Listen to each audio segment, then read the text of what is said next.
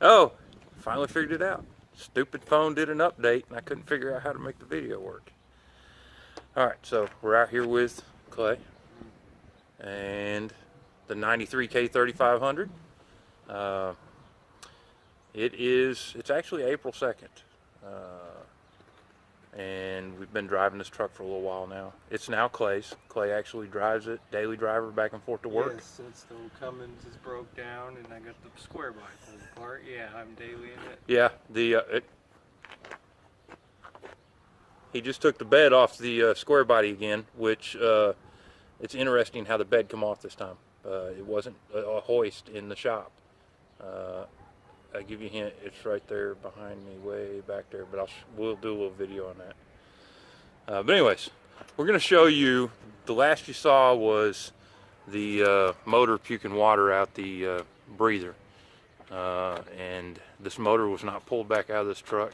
Clay repaired it right where it was at. And the issue was something that I probably would have done myself, although I don't know if I'm anywhere near as good as putting something like this together as Clay is, because Clay has been putting a lot of motors together the past. I'm sorry, if Will was here, he'd get on to me. It's not motors, they're engines. Motors are electric, engines are combustion. And he didn't start doing that until he became a diesel mechanic. It wasn't until John Deere started putting him through school and he took some diesel mechanic classes. So this is an engine, not a motor. That's for Will. But it's running great. And the problem is Clay had gotten a new set of head bolts. Well, they shorted him one head bolt in the set. So what Clay did is he put head bolts in until he ran out. And when he ran out, he thought he was done. Well, these head bolts go straight into a water jacket. And when Will started to fill the radiator up, once we got it running, it got back to that water jacket and just pumped all that water straight into the block. Didn't cause any damage. We got it all out quick enough, opened the block up, it dried out. Didn't get to the cylinders. Yeah, didn't get to the cylinders. As a matter of fact, if you go back and watch part 7 right there towards the end, you'll see the water squirting real quick out of the breather, which is right.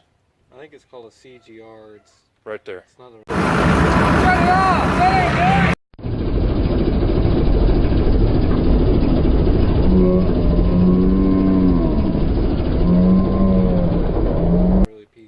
It's hard to see it. It's that little silver thing over top of the green intake plenum. The truck's in really good shape. There's been a lot of modifications done to it since we've gotten it running. Clay has a 24-foot gooseneck trailer that's rated for 20,000 pounds of cargo that he got from my brother. It was just kind of not in use on his farm. It was just sitting there when he bought it. So Clay got it, did a complete restoration on it. It's like brand new now. And we've pulled a lot of different things with it. The heaviest thing we've pulled has been a big tractor that weighed over 10,000 pounds. And the truck pulled it. We pulled it for about 30 miles. And it would get up to 55 miles an hour. And since we pulled that, Clay's put a larger turbo on this. He's put... Did it have the big exhaust on it? Good. All right, so now what is it now?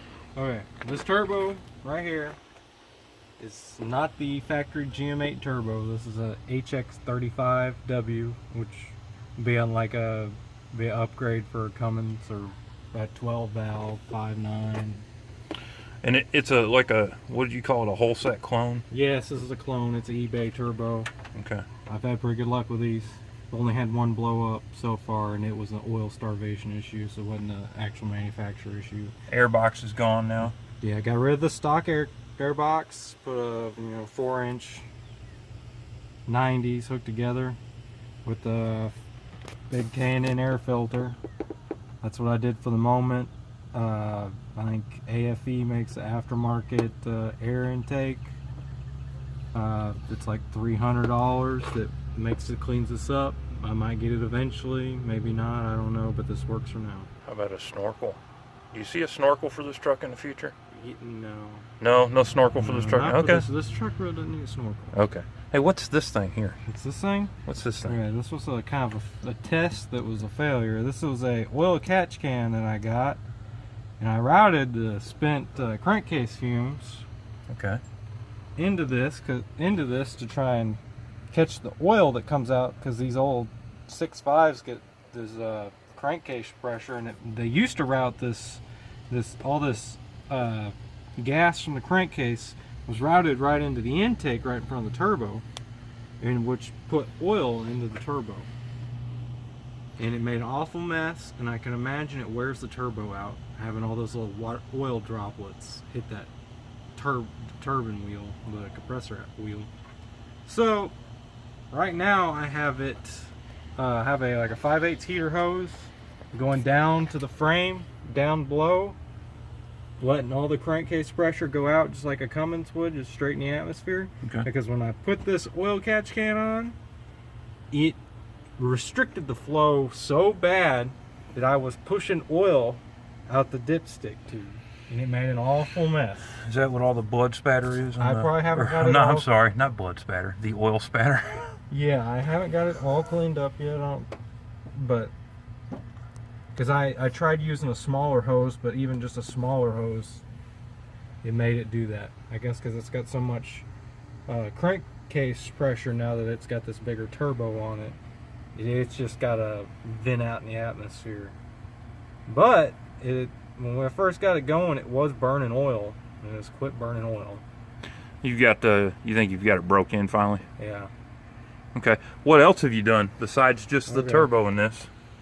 Can I see it from here? What? The stuff that flows down and out? Oh, the 4-inch. Oh, I did a 4-inch Diamond Eye exhaust just for this year model truck. And Oh, so it was actually. How was the kit to do? It was very easy, and it worked. There was enough pipe for this long truck, which I was surprised at. I had like 4 or 5 inches extra I had to trim. It was a very good kit, went together exactly as it ought to be, and it was really cheap. I only paid like $250 for it. Shit. It's not bad. And it runs from here all the way to the back. Yep. Okay, and the reason I gave Clay the dually is because, I don't know if y'all can see it or not, but I got a new truck. I got a Ram 3/4 ton 4-wheel drive. And his old knees can't stand to shift the manual. Yeah, the manual's a little hard on me, but we also got this travel trailer. Teresa and I are actually once a month going and taking little trips and exploring some of Texas and areas around us. So Teresa's description of the 93K 3500 is that it basically is a rolling turd, which let me know that she didn't want to ride in it. So, because my plan was to tow the travel trailer with this,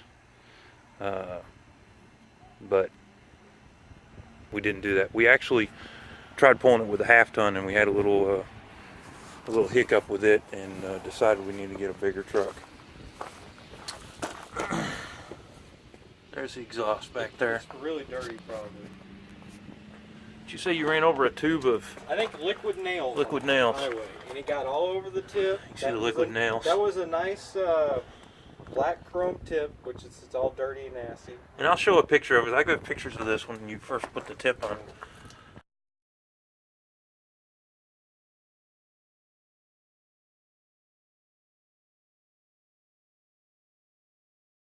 And it blows smoke out all the time, so everything's all, the tip's all dirty. Start it up. Start it on.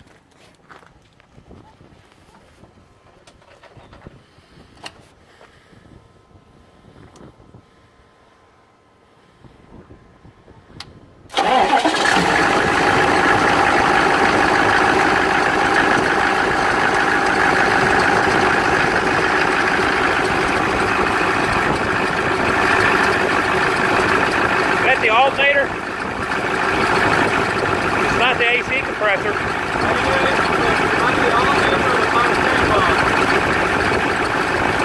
I think I replaced the power steering pump.